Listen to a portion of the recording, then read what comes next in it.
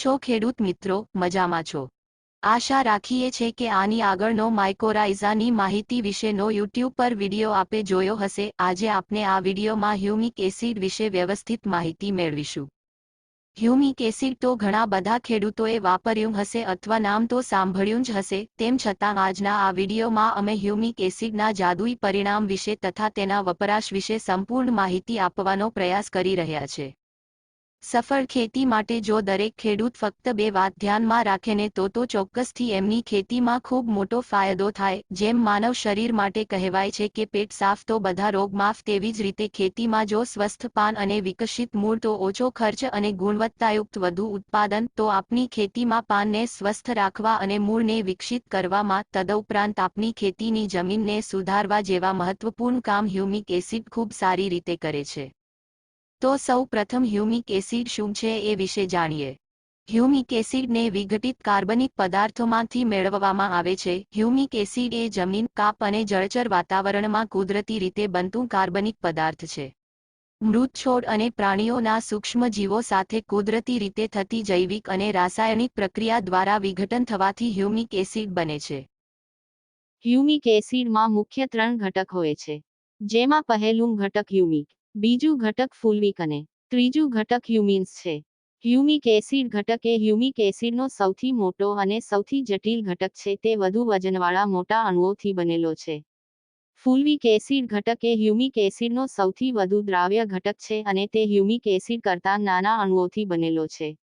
હ્યુમિન્સ એ humic એસિડનો સૌથી ઓછો દ્રાવ્ય ઘટક છે અને તે મોટા પોલિમરિક અણુઓથી બનેલો છે. તમામ પ્રકારના હ્યુમિક એસિડમાં carbon, hydrogen, oxygen, nitrogen, potassium અને સલ્ફર વગેરે જેવા તત્વો તેના સ્ત્રોતના આધારે હોઈ શકે છે.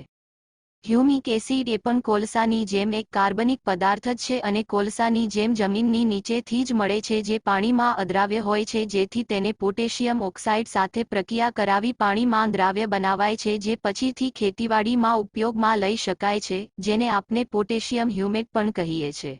હવે આપણે વાત કરીએ હ્યુમિક એસિડ વાપરવાથી જમીનમાં થતા ફાયદા વિશે. હ્યુમિક એસિડ જમીનમાં જ્યારે વાપરવામાં આવે ત્યારે તે જમીનના ભૌતિક, રાસાયણિક અને જૈવિક ગુણધર્મોને સુધારે છે, જેથી જમીનની રચના સુધરે છે. હ્યુમિક એસિડ કાર્બનિક પદાર્થ હોવાથી રેતાળ અને માટીવાળી જમીનમાં કાર્બનનો વધારો કરીને જમીનની રચનાને સુધારવામાં મદદ કરી શકે છે. હ્યુમિક એસિડમાં ઉચ્ચ ઘન આયન વિનિમય ક્ષમતા હોય છે, જેથી નાઇટ્રોજન, ફોસ્ફરસ અને પોટાશ તેમજ અન્ય પોષક તત્વોના શોષણમાં ખૂબ સારો ફાયદો જોવા મળે છે.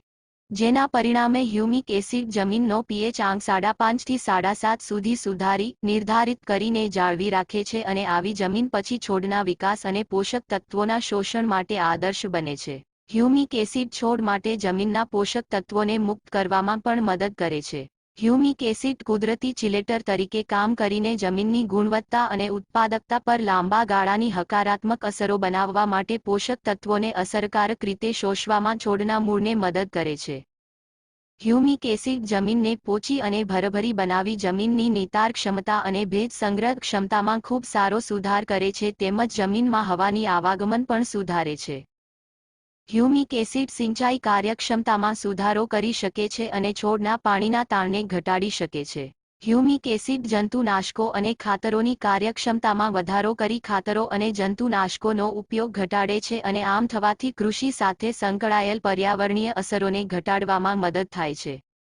પરિણામે જમીનમાં નુકસાનકારક રાસાયણિક ખાતરો, નિંદામણનાશકો અને જંતુઓના નુકસાનની તીવ્રતામાં ઘટાડો કરે છે અને જમીનમાં સૂક્ષ્મજીવાણુઓની પ્રવૃત્તિમાં વધારો થાય છે, જે તેને ઉત્તમ મૂળ ઉત્તેજક બનાવે છે અને જમીનને બિનઝેરીકરણ બનાવે છે. હ્યુમિક એસિડ બીજ અંકુરણમાં વધારો કરે છે. હવે વાત કરીએ હ્યુમિક એસિડના છંટકાવ કરવાના ફાયદા. હ્યુમિક એસિડના છંટકાવ કરવાથી એ છોડના પાંદડા અને મૂળ વિસ્તાર બંનેના કોષોની દિવાલની અભેદ્યતામાં સુધારો કરવા માટે પણ દર્શાવવામાં આવ્યા છે, જેથી છોડના મૂળ પાણી તથા પાણીમાં દ્રાવ્ય પોષક તત્વો સહેલાઈથી ગ્રહણ કરીને પાનમાં મોકલી શકે અને પાનના હરિત કણો સારી રીતે સૂર્યપ્રકાશ ગ્રહણ કરી શકે, જેથી પ્રકાશ સંશ્લેષણ ક્રિયા ખૂબ સારી રીતે થાય અને હરિત દ્રવ્ય ખોરાકના ઉત્પાદનમાં વધારો થાય છે. જે હરિત દ્રવ્યનો વધારો છોડ પોતાના સંપૂર્ણ વિકાસમાં, રોગ અને જીવાત પ્રતિકારક શક્તિમાં, ફળ ફૂલ વગેરેના વધુ બેઠકમાં, તેમની ગુણવત્તા વગેરેના વધારા માટે વાપરે છે.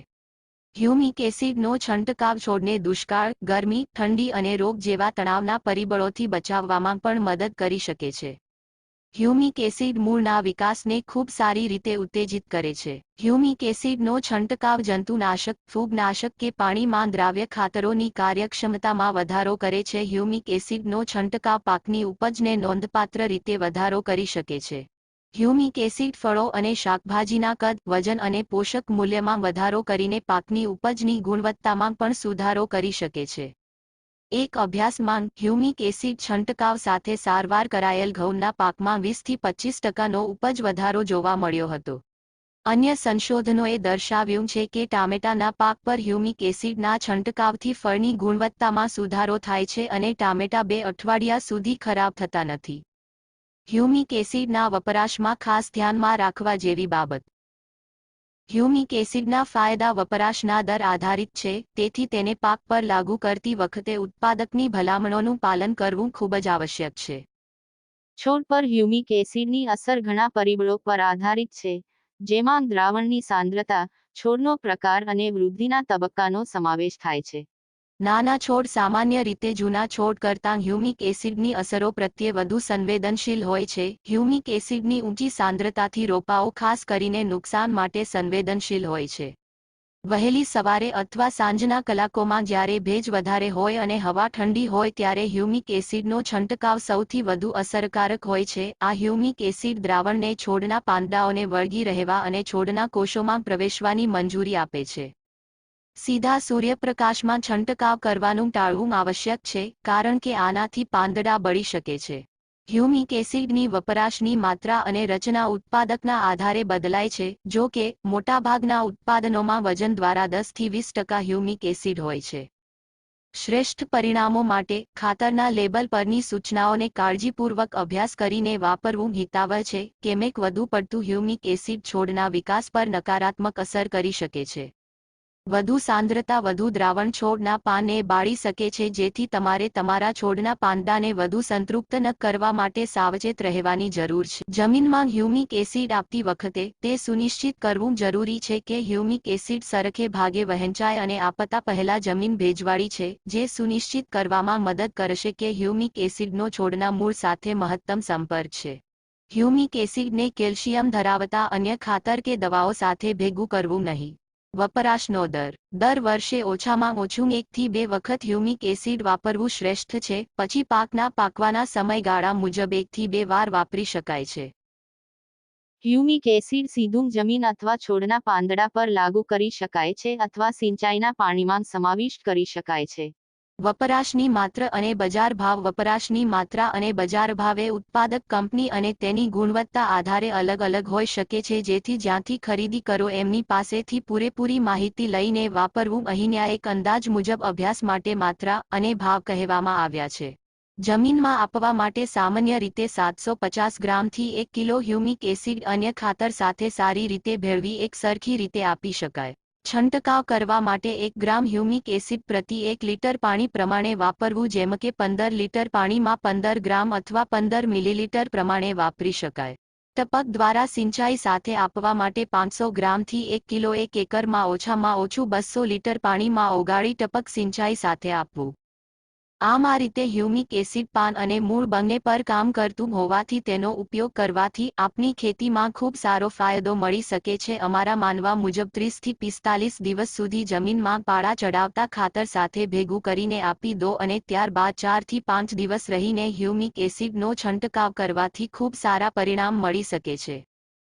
આશા રાખીએ છીએ કે આ વિડિયો આપને પસંદ આવ્યો હશે. અન્ય કોઈ પણ માહિતી માટે કે સલાહ સૂચન માટે અમારો સંપર્ક કરી શકો છો. વધુ માહિતી માટે અમારો સંપર્ક કરો. કિસાન વિકાસ કેન્દ્ર, વડિયા, અજય દંડ 75 74 8 1 12 79. કિસાન વિકાસ કેન્દ્ર, શહેરા, પુષ્પેન્દ્રસિંહ 99 7 93 18 9 94. કિસાન વિકાસ કેન્દ્ર, સરભાન, કલ્પેશભાઈ 96 0 17 12 2 79. આપનો ખૂબ ખૂબ આભાર. જય ભારત, જય હિન્દ.